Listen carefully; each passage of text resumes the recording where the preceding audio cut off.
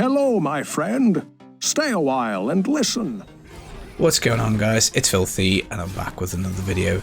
Today we're looking at Sunwuko, which is going to be the starting set for Season 21 for the Monk. This is going to be a guide on how to do GR90 in 3 minutes using Wave of Light. The Wave of Light is a really fun build. It's an oldie but definitely a goodie. I do personally prefer it to playing Tempest Rush, albeit Tempest Rush is a little bit stronger, or possibly a little bit stronger, possibly a bit more.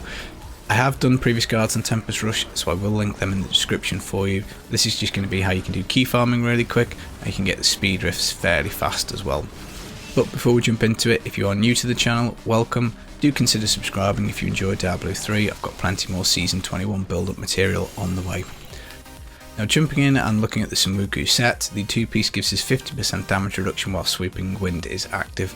Now, it can occasionally drop off. You really don't want it to, because it is the source of your damage with the 6-piece, which we'll go over in a second. If it does drop off, you just activate it again, so you should have 50% DR the whole way, but just to bear in mind, if it does drop off, you will be a little bit squishy. The 4-piece we can completely forget. It does absolutely nothing for the build. These clones don't really do anything. 6-piece, LTK, Tempest Rush and Wave of Light all have their damage increased by 1500% for each stack of Sweeping Wind that we have. And normally when you activate Sweeping Wind, you can build yourself up to 3 stacks, but because of the Vengeful Wind Fist Weapon, you can get an extra 10, so that's 13 stacks times 1500, which is why this is probably the best Monk set with the biggest kind of base modifier that we can get our hands on. Now, Wave of Light revolves around Incense Torch of the Grand Temple, which goes in a cube. It reduces the spirit cost of Wave of Light by 50%, gives a 550% damage modifier. We're going to take the Pinto's Pride Blazes. These will slow at range with Wave of Light, which is great because it will activate our Bane of the Trapped and give us a 150% damage modifier. The Zokrin's Gaze is going to allow us to cast Wave of Light at range, which is brilliant, and again you can sneak up to another 150% damage increase on here. And then what I found is that to do 90 and certainly above kind of 85, you have to take Kirishira's Blade. This will give us a 150% modifier on Wave of Light, but if the initial impact happens to hit 3 or fewer enemies, we get a damage increase at 250%. This is extremely handy for the Rift Guardian and also for Juggernauts, because what will tend to happen is you'll melt stuff around like a Juggernaut. You'll still be dumping away at the tough particular enemy. Maybe something's got shielding, something like that, and a few of them don't get through. If you do burn yourself down to 3 or fewer enemies, you're just getting that extra damage just to finish them off, which is very nice. And as I say, for the Rift Guardian, pretty much essential at GR90 with 800 Paragon. We're also going to take Convention of Elements, so we do get a huge spike damage on fire. So ideally you want to be making sure that you are pumping out loads of Wave of Lights on fire. You don't have to manage it, it's just extra damage when it's up, but it is something to bear in mind for the Rift Guardian, because even with all the resource cost reduction we've got, you still can run a little dry on Spirit. Just bear in mind that fire is going to be your key window, but you always need to make sure your Sweeping Wind stacks don't drop off, so you need to be casting a Wave of Light every so often just to make sure this bonus doesn't drop. We're also going to take the Crimson set, so the 2-piece is going to give us 20% cooldown as well as 20% resource cost reduction. Both those things for Wave of Light are amazing. Cooldown means we get more uptime on our abilities, and resource cost reduction helps out with a thirsty skill. Now, the 3-piece, again as always with Crimsons, we get more damage for more cooldown, so every point of cooldown you can get translates to more damage. Every point of resource cost reduction helps for toughness, and this does make the build pretty tanky, because Wave of Light before this edition got in always used to be a little squishy for me, but with this we can do 90s smooth as butter, absolutely fine. Now, rounding this out, we're going to take a Rogue because we want this on the character. It's going to make up the 6-piece Sunwuko bonus and also the 3-piece Crimsons. And in the cube, we're going to sneak in one of my favourite items in the game, the Flavour of Time. Pylons lasting twice as long when you're speed drifting is absolutely godly. It means you can get up to 2 minutes of damage immunity with the shield pylon, a minute of power, conduit, all that good stuff, and cooldown for this build is just tremendous because you can just fly around the map with your infinite teleports, which is great. Pair that with the Nemesis braces, just means we get really good value out of the pylons, really good for doing quick progression. Now, you can take the Injome instead of the Kirishiras, but you're losing a pretty hefty modifier there, and I couldn't quite get it to work at GR90 without taking it, so this is kind of how I've got it set up. Legendary gem wise, a Bane of the Trapped is going to give us some extra damage against anything that is slowed. We can slow at range with our Pintos, so that is absolutely perfect. We kind of want to keep our distance because the Stone of Vengeance is going to give us more damage the further away we are, as well as a 20% chance to stun. And then lastly, we've got a Bane of the Powerful, just for the extra damage after popping our first elite, as well as giving us a bit more damage against elites and also a bit more damage reduction. We're going to take all rest gems in the chest and trousers just to keep us nice and tanky so that we're not going to get squished by anything. And then in the helm, I've actually gone for a topaz because I found that you do need some resource cost somewhere in this build, and I don't actually have it anywhere else. You do have some RCR rolls, maybe on your gloves or shoulders, maybe even a weapon. You could move to a diamond here for a little bit of extra cooldown and damage, but mine's running fairly smooth with the topaz. And obviously you need to be able to pump out lots of wave of lights without running out of resource.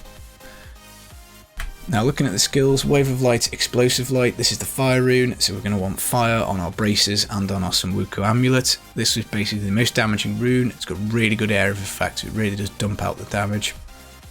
Epiphany, Desert Shroud, this is here for toughness. We don't have perma uptime on this because we're not taking the Zodiac to help with the cooldown anymore.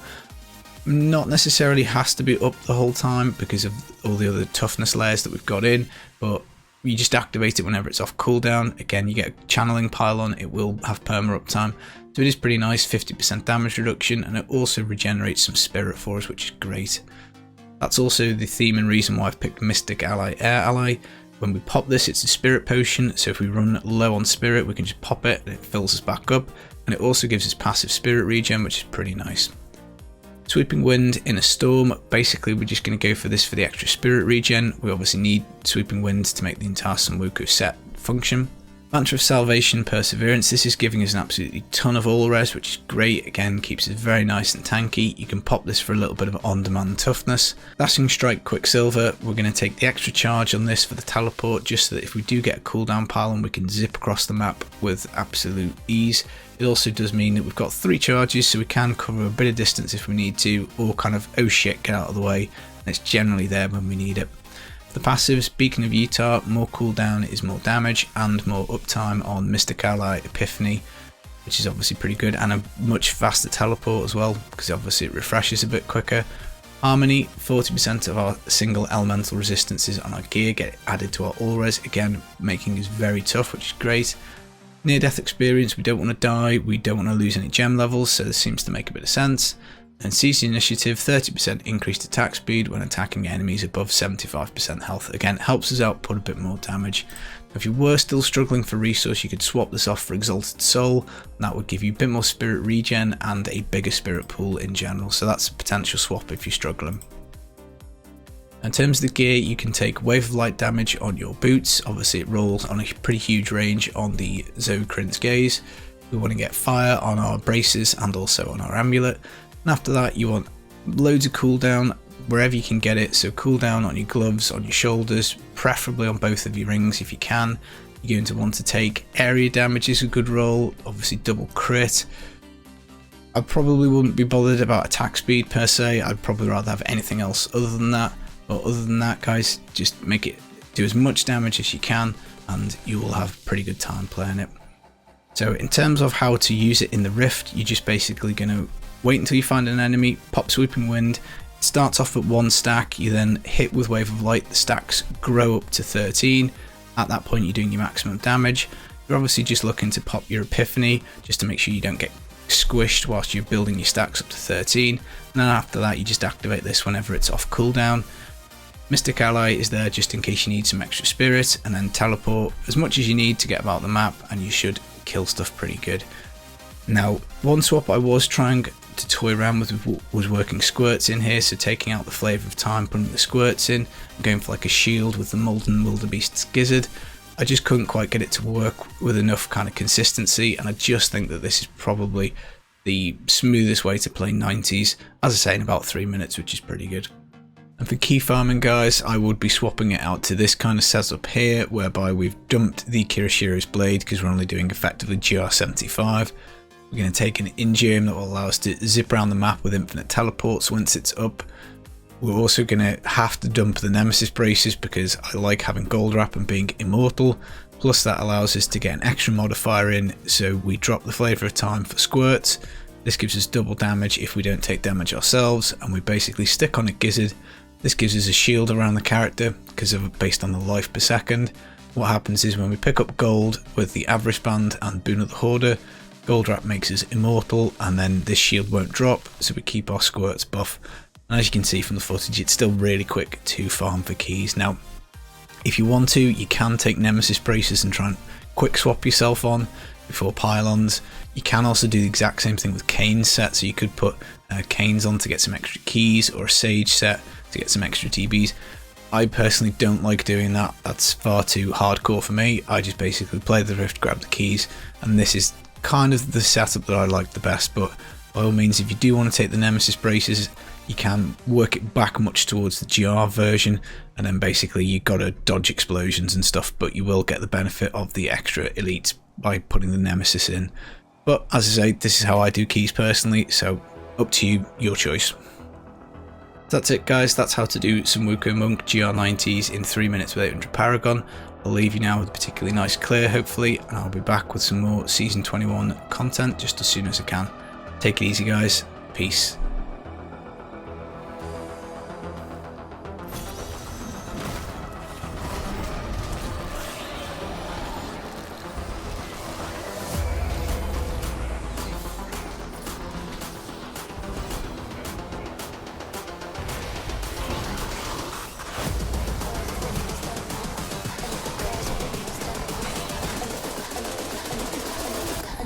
With their nails done now.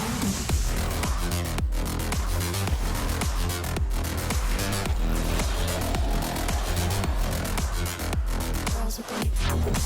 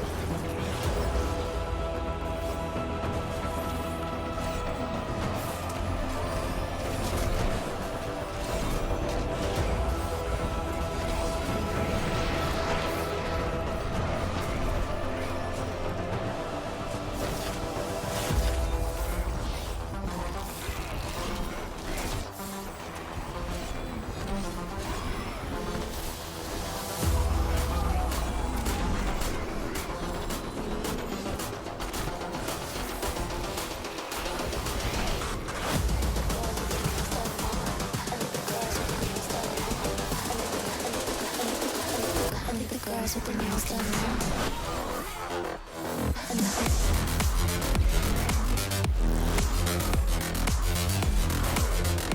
Girls with their